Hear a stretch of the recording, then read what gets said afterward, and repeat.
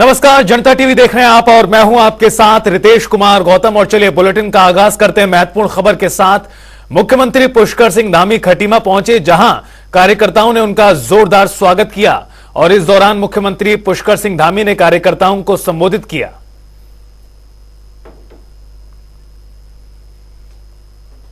देखिए, उत्तराखंड एक पूरी दुनिया के अंदर आज आप पूरी दुनिया में कहीं जाएंगे, देश के अंदर कहीं जाएंगे, अगर आप कहेंगे कि हम उत्तराखंड से आए हैं, देवभूमि से आए हैं, तो आपके प्रति लोगों का जो चेहरे का भाव है, आपको देखने की दृष्टि है, वो बदल जाती है। क्योंकि लोग ऐसा मानते हैं कि देवभूमि के लोग हैं, देवों के दूत हैं, नजदीक से आए हुए लोग हैं। तो इस प्रकार देवभूमि के बारे में लोगों की कल्पना है, लोगों की सोच है। तो ये देवभूमि का जो मूल स्वरूप है। उत्तराखंड की 5 लोकसभा सीटों पर पहले चरण के तहत 19 अप्रैल को मतदान कराए जाएंगे और इसके लिए नामांकन की प्रक्रिया आज से शुरू हो गई। यह प्रक्रिया दोपहर 3 बजे आपको बता दें कि शुरू हुई। नामांकन की अंतिम तारीख भी सामने आई है। नामांकन के दौरान आरओ मुख्यालय से 100 मीटर परिधि के दायरे में 3 से अधिक वाहनों को लाने की अनुमति नहीं है।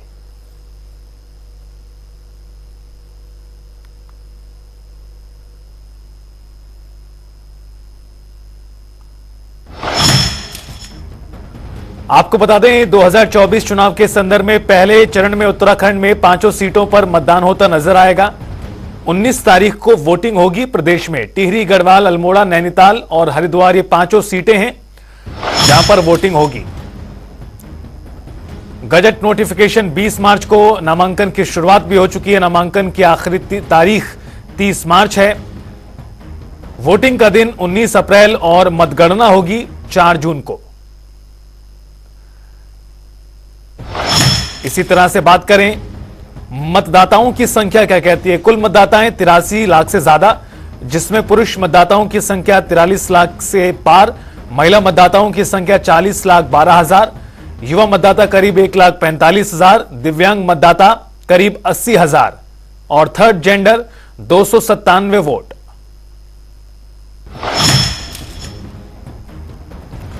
टिहरी में 15 लाख 74 हजार वोटर्स हैं, गढ़वाल में 13 लाख 66 हजार, अल्मोड़ा में 13 लाख 37 हजार, नैनीताल में 20 लाख 10 हजार, हरिद्वार में 20 लाख 31 लाख से ज्यादा वोटर्स की संख्या है।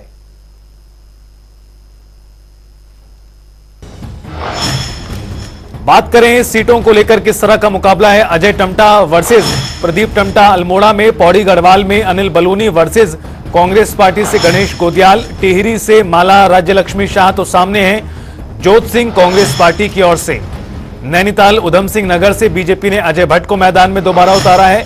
हरिद्वार से त्रिवेंद्र सिंह रावत को मौका दिया गया है।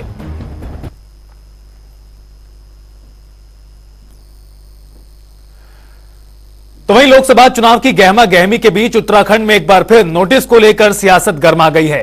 पौड़ी लोकसभा सीट पर कांग्रेस उम्मीदवार गणेश गोदियाल को आयकर विभाग ने एक साथ 3 नोटिस भेज दिए हैं, जिसे लेकर सवाल उठाए जा रहे हैं। गणेश गोदियाल ने इसे डराने की साजिश करार दिया। साथ ही उन्होंने चुनौती देते हुए कहा कि वो डरने वाले नहीं हैं, हर जांच के लिए तैयार हैं।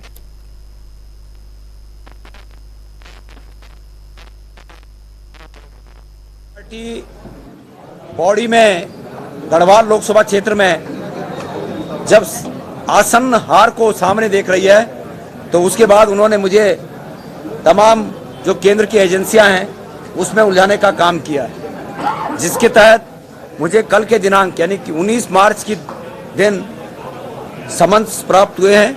मुझे, मेरी पत्नी को और फर्म को 3 समन्स प्राप्त हुए हैं, जिसमें मुझे 22 तारीख को हाजिर रहने के लिए कहा गया है। यह चुनाव में आसन्न हार को देखते हुए भारतीय जनता पार्टी की बौखलाहट को दर्शाता है और मैं मानता हूं कि केंद्र की सरकार मुझे जीतने नहीं देने के लिए पूरा प्रयास करेगी और गढ़वाल की जनता मुझे हारने नहीं देगी, मेरा ऐसा विश्वास है। आगामी चुनाव को लेकर बीजेपी की तैयारी उत्तराखंड की 5 सीटों पर जोरों से जारी है। आपको बता दें कि बीजेपी ने नामांकन के लिए 5 प्रत्याशियों की तिथि भी तय कर दी है, जिसमें मुख्यमंत्री पुष्कर सिंह धामी, पार्टी प्रदेश अध्यक्ष महेंद्र भट्ट 5 प्रत्याशियों के नामांकन के दौरान मौजूद रहेंगे। बीजेपी लोकसभा चुनाव में स्टार प्रचारकों को उतारने की भी तैयारी लगातार जारी है। इस दौरान महेंद्र भट्ट ने जानकारी दी, बताया कि स्टार प्रचारकों के लिए केंद्रीय नेतृत्व से आग्रह किया गया है कि जल्द से जल्द स्टार प्रचारकों की सूची जारी की जाए। देखिए, हमने कल ही अपने राज्य के लिए अपने केंद्र नेतृत्व से आग्रह किया है कि हमारे स्टार प्रचारक सूची में केंद्र नेतृत्व की अधिकतम संख्या हमको प्राप्त हो। उसमें माननीय प्रधानमंत्री जी हैं, गृह मंत्री जी हैं, रक्षा मंत्री जी हैं, योगी जी हैं, स्मृति ईरानी जी हैं, अनेकों नाम हैं जो हमने केंद्र को भेजे हैं। निश्चित रूप से 1-2 दिन के अंदर उसका जो हमारे स्टार प्रचारक सूची है वो केंद्र द्वारा जारी कर दी जाएगी। और फिर हमने कार्यक्रम रचना भी सोच ली है। हमने लोकसभा स्तर पर कहाँ किस नेता की सभा होनी है उसके हमने कार्यक्रम तय कर दिए हैं, स्थान तय कर दिए हैं। उधर हरिद्वार में बीजेपी लोकसभा चुनाव के प्रत्याशी त्रिवेंद्र सिंह रावत की ओर से पदाधिकारी के साथ संवाद कार्यक्रम आयोजित हुआ और इस दौरान काफी संख्या में पार्टी पदाधिकारी और हरिद्वार जिले के विधायक और पूर्व विधायक सहित कार्यकर्ता भी मौजूद रहे।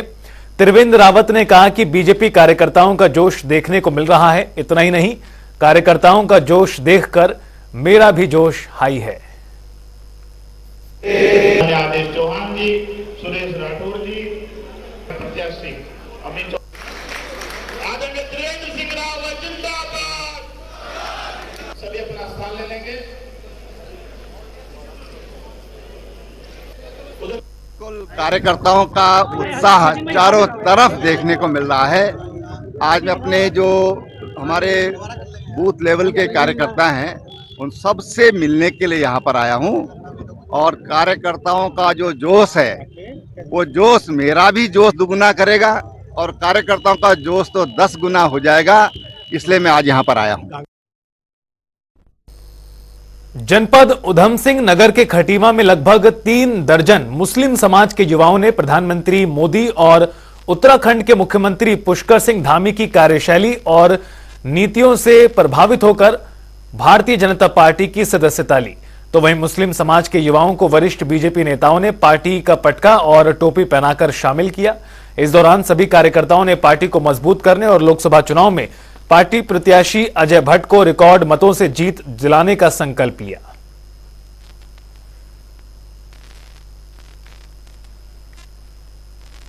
पूरे देश में जो एक लहर चल रही है, माननीय यशस्वी प्रधानमंत्री हमारे मोदी जी हैं, जो उनकी जन कल्याणकारी नीतियां हैं जो पूरे देश के लिए, उससे अल्पसंख्यक समुदाय बहुत ज़्यादा प्रभावित है और उसको लेकर के उसी का जो अनुसरण करते हुए हमारे माननीय ओजस्वी और प्रदेश के यशस्वी मुख्यमंत्री पुष्कर सिंह धामी जी जो जन कल्याणकारी योजनाएं लेकर के आए हैं प्रदेश के अंदर भी, तो एक उत्साह है, एक उमंग है अल्पसंख्यक समुदाय के अंदर और हर कोई जो है मोदी जी से और धामी जी से जुड़ने का इच्छुक है पूर्ण रूप से। जिस तरह की योजनाएं हैं वो ऐसी योजनाएं हैं जो अंतिम छोर में बैठा हुआ व्यक्ति जिसके पास आज तक विकास नहीं पहुंच पाता था अन्य सरकारों के द्वारा, माननीय पुष्कर सिंह धामी जो प्रदेश के यशस्वी मुख्यमंत्री हैं उनके दिशा निर्देशानुसार हम लोग काम कर रहे हैं। तो लगातार पिछले 2 वर्षों से जो काम का नतीजा है, माननीय मुख्यमंत्री जी सारा प्रदेश स्तर पे जो विकास की गंगा बहाई गई है उससे प्रभावित होकर के ही हमारे इस क्षेत्र के तमाम जनता भारतीय जनता पार्टी से जुड़ रही है। ये उसी का परिणाम है और हमारा ये लक्ष्य है कि जैसे मोदी जी पूरे देश से कांग्रेस मुक्त का नारा देते हैं, हमने ये नारे को दृढ़ रूप से निश्चित रूप से इसको पूरा करने का प्रयास कर रहे हैं। मुख्यमंत्री धामी ने देहरादून में बीजेपी लोकसभा चुनाव मीडिया सेंटर का उद्घाटन किया। चुनाव तक प्रदेश स्तर की सभी मीडिया गतिविधियां कार्यक्रम संचालन मीडिया सेंटर से ही होगा। तो वहीं गोरखा डेमोक्रेटिक फ्रंट ने भारतीय जनता पार्टी के सभी प्रत्याशियों को समर्थन दिया है। गोरखा डेमोक्रेटिक फ्रंट ने बीजेपी प्रत्याशियों को अपना समर्थन दिया, जिसको लेकर समाज से जुड़े वरिष्ठ लोगों ने मुख्यमंत्री धामी और प्रदेश अध्यक्ष को समर्थन पत्र सौंपा।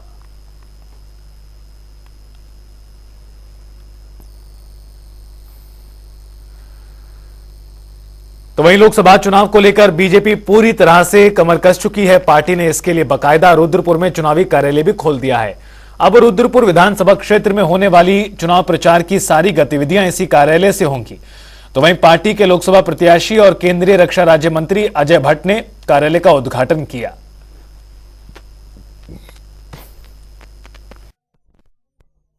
अपनी तरफ से कुछ नहीं, जनता देगी नंबर। तो मैं अपने पर कभी लेता ही नहीं, मैं तो जाही विधि राखे राम ताही विधि रहिए वाले हैं, जैसा करें उसमें खुश रहते हैं। लेकिन मैं मानता हूं कि पार्टी ने जो नंबर दिए हैं संगठन ने, और केंद्र में माननीय मोदी जी, माननीय नड्डा जी, माननीय गृह मंत्री जी, तो पहली लिस्ट में मेरा नाम आना तो समझ लीजिए कितने नंबर दिए होंगे। नहीं है, आज के चुनाव को तो जनता ने अपने हाथ में ले लिया। कार्यकर्ता तो कर ही रही हैं, पर जनता में जो उत्साह देखने को मिल रहा है, कार्यकर्ताओं का उत्साह उससे दुगुना। हरिद्वार और नैनीताल सीट पर कांग्रेस के मंथन को लेकर भारतीय जनता पार्टी ने तंज कसा।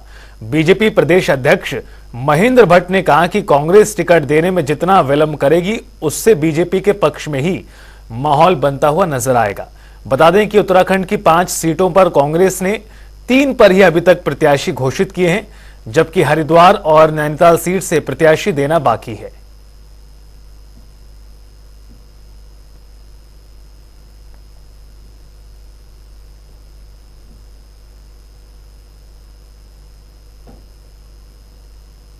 देखिए, कांग्रेस की टिकट की चिंता कांग्रेस के लोगों को करनी है। जितना विलंब करेंगे वो भारतीय जनता पार्टी के लिए एक अच्छा माहौल बनेगा। मैं तो ईश्वर से प्रार्थना करता हूं कि कांग्रेस के टिकट नामांकन के एक दिन बाद ही हो। लोकसभा चुनाव को शांतिपूर्ण ढंग से संपन्न कराने के लिए राज्य निर्वाचन आयोग तैयारियों को अंतिम रूप दे रहा है। आपको बता दें कि संयुक्त निर्वाचन अधिकारी नमामि बंसल ने कहा कि प्रत्याशियों के नामांकन को लेकर पूरी तैयारी कर ली गई है, जिसमें ऑनलाइन और ऑफलाइन दोनों माध्यम से नामांकन होगा। इसके साथ ही प्रत्याशियों को भी नामांकन को लेकर गाइडलाइन का पालन करना होगा।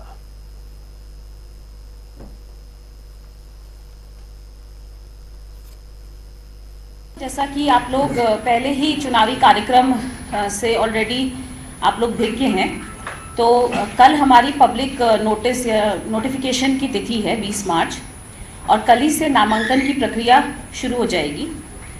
तो नामांकन के लिए भी कुछ जो प्रमुख बातें हैं, जैसा कि ये जो पब्लिक नोटिस है सभी आरओ मुख्यालय पर, यानी कि जो हमारी 5 संसदीय निर्वाचन क्षेत्र हैं उनमें मुख्यालय पर नामांकन हेतु पहले ही पब्लिक नोटिस 10 बजे से पूर्व चस्पा कर दिया जाएगा।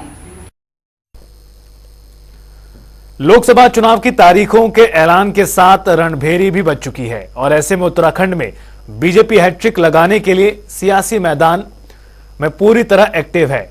बीजेपी लोकसभा चुनाव में अपने संगठन के हर मोर्चे को मजबूत कर रही है।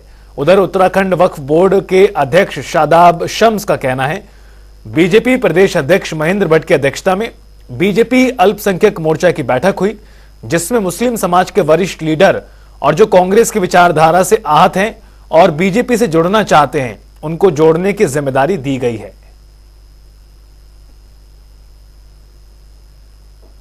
देखिए, आज हमारी प्रातःकाल अल्पसंख्यक मोर्चे के जो हमारे दायित्वधारी है और ऐसे वरिष्ठ नेता है उसका मेरा बैठना हुआ है।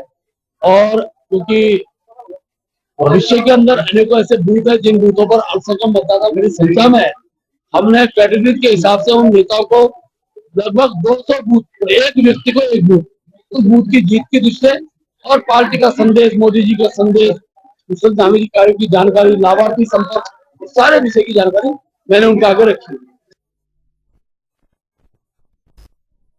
माननीय प्रदेश अध्यक्ष जी द्वारा प्रदेश कार्यालय में एक अल्पसंख्यक खासकर मुस्लिम समाज के लोगों के साथ जो दायित्वधारी हैं, जो वरिष्ठ नेता हैं, उनके साथ एक बैठक की गई, जिसमें मुस्लिम समाज के जो वरिष्ठ लीडरशिप है, जो कांग्रेस से आहत है, जो राष्ट्रवादी विचारधारा से ओतप्रोत है, ऐसे लोग जो भारतीय जनता पार्टी से इस विचारधारा से जुड़ना चाहते हैं, उनको जोड़ने का जिम्मेदारी दी है।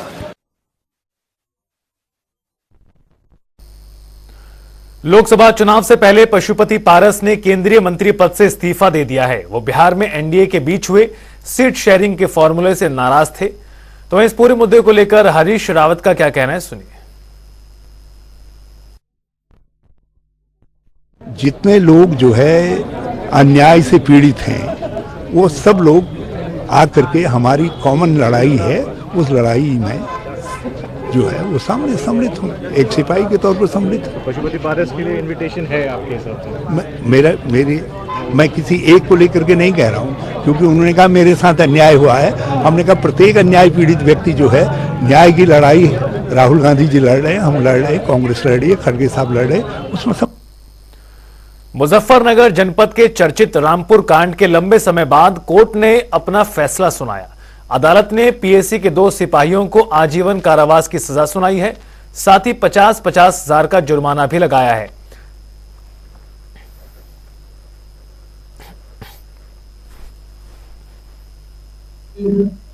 वास्तव में जो भजन है, जो कांड था, जिस प्रकार से रामपुर लड़ाई का हुआ था, हर साल हम दर्शी हमारे जाते थे, जाते हैं